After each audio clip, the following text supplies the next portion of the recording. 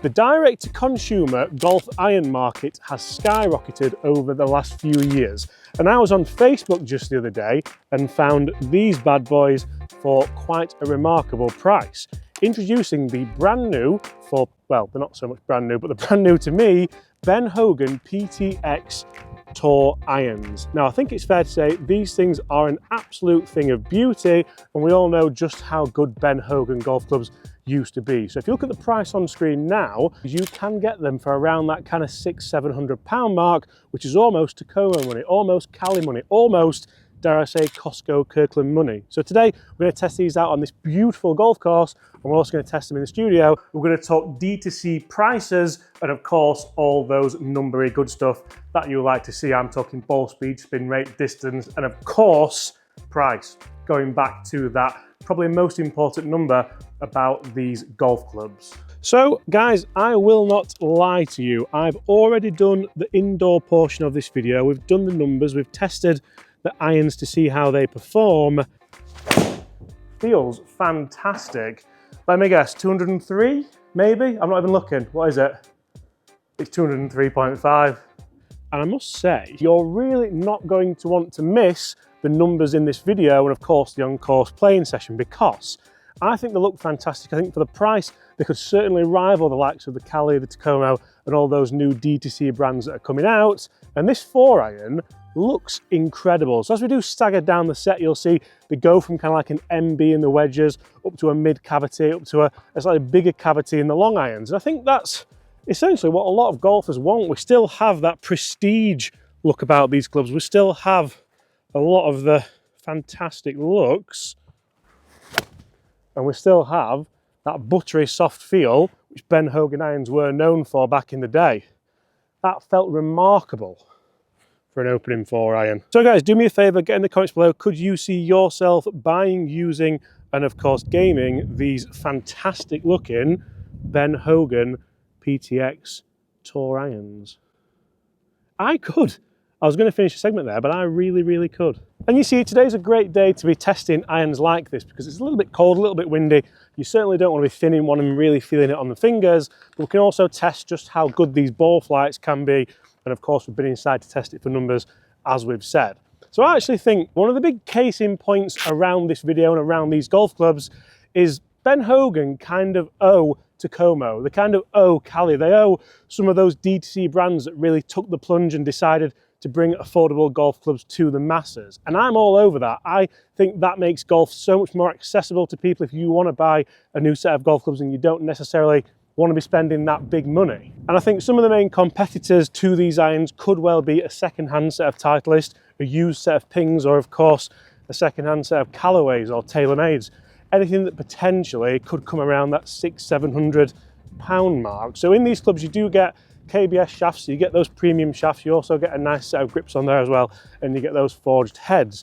Ben Hogan do offer quite a different range of irons on their website, and I found these on Facebook, to be honest. I was just kind of scrolling through Facebook, seeing the usual garbage, and then these popped up and I thought, what? For how much? Ben Hogan's? And I remember a lot of my friends playing Ben Hogan's in the past and found it really kind of a little bit of a trip down memory lane. So I thought we'd have to try them. And then I hit them and I thought, we might have to use them. And being so impressed with the long irons and mid irons, looking at those cavities, you can really start to see how when we get into the shorter irons, such as the pitching wedge, it looks more like a player's iron. It looks more like that kind of lovely forged element iron that a lot of people do come to know and love. The head shape's phenomenal. They feel fantastic. I'm really struggling to see any form of negative whatsoever with these irons. And we've already spoken about the price. Right, pitching wedge, lovely top line, minimal offset, lovely square off leading edge. And feel-wise, that is so good. I'm almost kind of waxed lyrical about these golf clubs, and I don't know why, because I haven't seen them in so long. I haven't really felt like, oh, I need them in my life. But once you've hit them, and once you look at the design of them with that kind of tiered effect of, well, steel, I don't know. So this is my first real look at these Ben Hogan PTX Tour irons. And as you can see, they look phenomenal. Just as I take the wrapper off this pitching wedge, it gets me thinking just how good can these irons truly be? Because for the price of a little bit more than a Takomo, a Caley, even a Kirkland iron, these have the heritage, look like they have the technology, and they certainly feel like they're going to have the performance. So just why, that's the first shot of the day. 130 yards flag, 129 yards, spinning at 7,000 from a pretty low strike location as well. So a lot of this video will probably be made up of just how good these irons look, just how good these irons might make you feel if you remember the days of Ben Hogan of past, not necessarily the player and the man, but the brand and the clubs, because so many of my friends used these back in the day, and I never really had them in the bag for no other reason than I was a little bit of a kind of Titleist fanboy, to be honest, when I was younger. That one I've misstruck and it's dropped off a couple of yards. That's a 121 total, 118 carry, still plenty of spin. So that's quite a nice thing to have in a set of irons like this. This is of course the pitching wedge. And it's a funny thing when testing irons like this, because I'm not essentially really testing them expecting a ton of forgiveness, expecting these to go a million miles. If we look at the lofts on these, the 7-irons lofted at 33 degrees of loft. That's very consistent, isn't it? And for me, that's exactly what you're after if you're looking for a set of these golf clubs. We haven't had too much variance, even though the strikes have varied massively. And that's the one I'm more interested in, because I've absolutely crushed that one. It's 7,000 spin. Is it still going to be a 125, 126 total? So I'm not getting that pitching wedge that might go up there at 140, 145 yards, which with some hollow-bodied irons, you do sometimes tend to get. Not with Ben Hogan, though. Oh, it's all over it. Be good. Be good. Be the number and go in. Ah! So you may well be wondering just what technology is behind these Ben Hogan PTX Tour irons. So Ben Hogan do claim that the Pro irons pair a pure traditionalist mindset with the advanced feel and feedback that only a 3-piece multi-step, multi-material forging process can indeed deliver. The technology behind these does feature, like we mentioned, that 3-piece multi-material, multi-step forging, and this allows them to combine multiple materials into each head to deliver a consistent and linear centre of gravity throughout the set. So you can see all the set does look slightly different with different head designs, and I'm all for that. I think Ben Hogan are doing a fantastic job by making a set of irons perform exactly how you do want with each club. The shorter irons deliver a lower, more piercing ball flight to eliminate the ballooning and enhanced distance control, which I think again is pretty fantastic. The long irons feature a soft 1025 carbon steel body with a forged MS300 face. Co-forged dense tungsten weight is placed in a precise location in the toe and the heel to balance mass across the face and promote a much straighter ball flight with a higher initial launch. So you can see, for me, I think there Ben Hogan are taking a bit more of a kind of holistic approach to these irons. They're definitely trying to get a set of irons that can work a little bit better throughout the set, rather than just making a kind of set of hollow bodied or a set of forged or whatever. And I certainly feel like with this 5-iron, they look like they're for golfers who know what they're doing. They look like they're for golfers who potentially don't need that much forgiveness, but potentially want that much forgiveness. I don't think I've hit an iron that made me feel this way since the Ben Hogans. Does that make sense? I think so. So quite a lot of tech to go out there, and it might surprise you that I did have to, I had to read it off the phone because I don't want to get it wrong for you. But the fact that they are going that much into it with the technology, they're trying to make each iron individually brilliant, speaks volumes. And I mean, the prices of these maybe a little bit more than the Takomo, a little bit more than the Caley, but when you think about it, the name Ben Hogan, I think it enters the room and everyone just kind of puts the drink down and stops, don't they? Whereas with the other ones, maybe one day, but maybe not yet. And as we now look at a shot in the fairway once again, and we look into those kind of shorter irons, such as the 9-iron, the pitching wedge, I can't help but think how this teardrops effect just looks fantastic, but now having read up on it a little bit more, is actually a little bit more revolutionary than we give it credit for. It's allowing the club to have a certain CG, it's allowing it to provide a certain ball flight, it's allowing it to do everything you want to do with it. So I'm going to hit 2 shots here with the 9-iron. We only have around 130, 135 yards. I'm going to play one nice stock one, and then one shot where we try to flight it down a little bit and see if we can do that. I think a lot of the players who are going to potentially be in the market for these PTX Tour irons will, yes, want a touch of forgiveness, but also want that air of versatility. So, go for a nice standard shot to kick off with.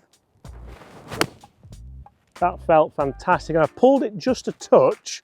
That could come in nicely off the bank.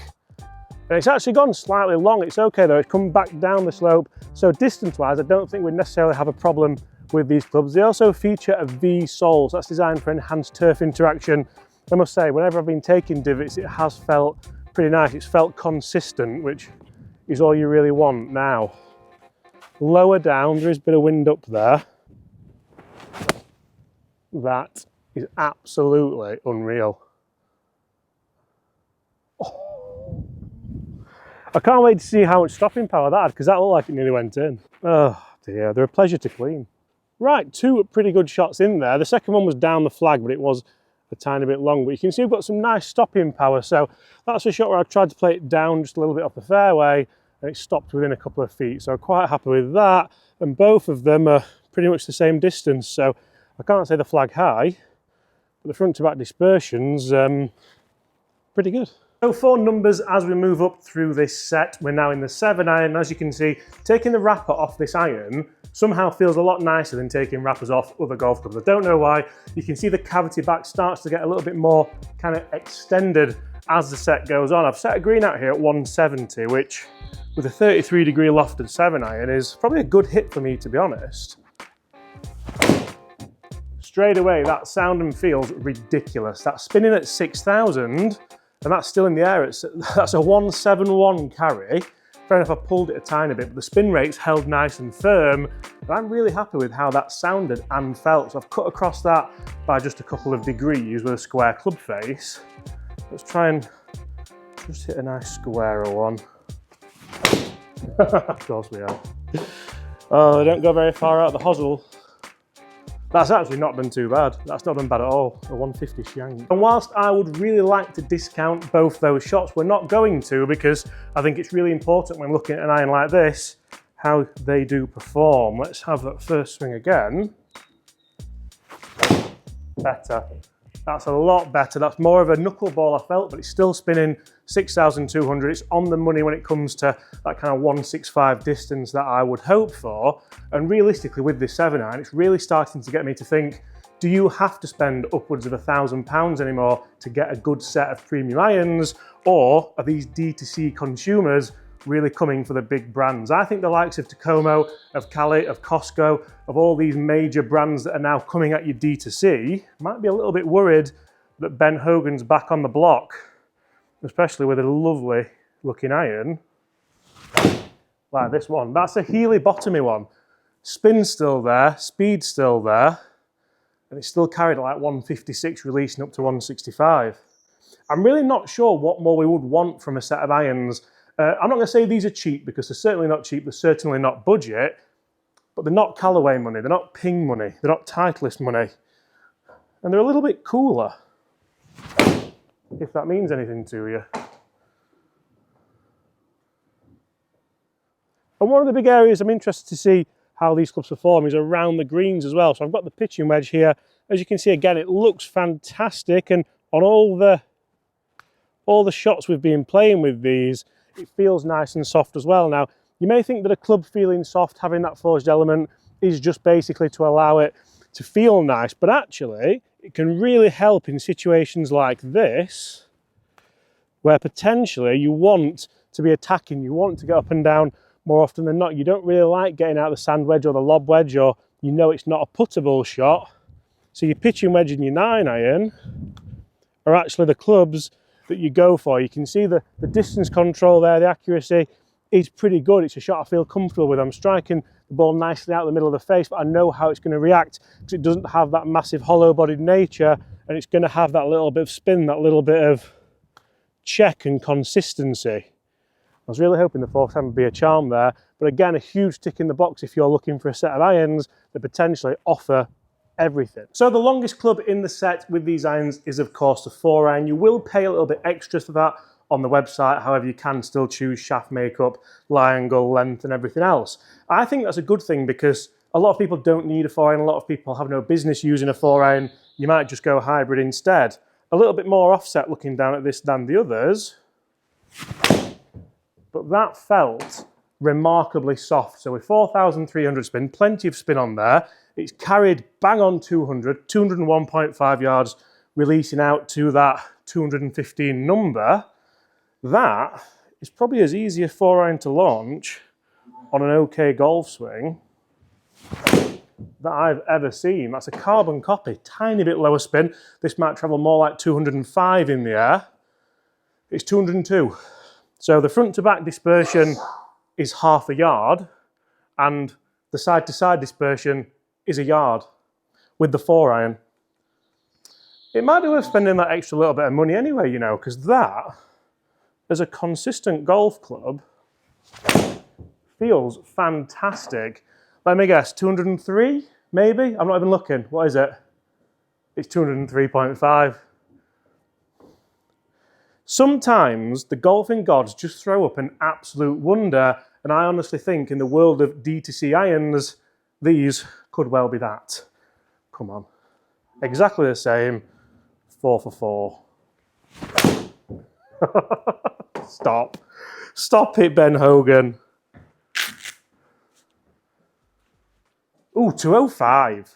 Okay, so to kind of summarise these irons, let's hit a couple of the mid irons. We've not really focused on kind of the 7 or the 6. The 6 iron for me, again, looks fantastic. It has that kind of little cavity back design, but also that lovely forged looking feel. So we're into quite a strong wind here. Let's play a couple of shots and just see how we can potentially manipulate these ball flights, because that's what a lot of people are going to want them for, even though they do have that slightly chunkier top line and that minimal offset.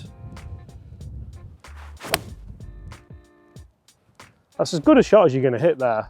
Mid-flied 6 iron, cutting towards the middle of the green. Lovely turf interaction once again.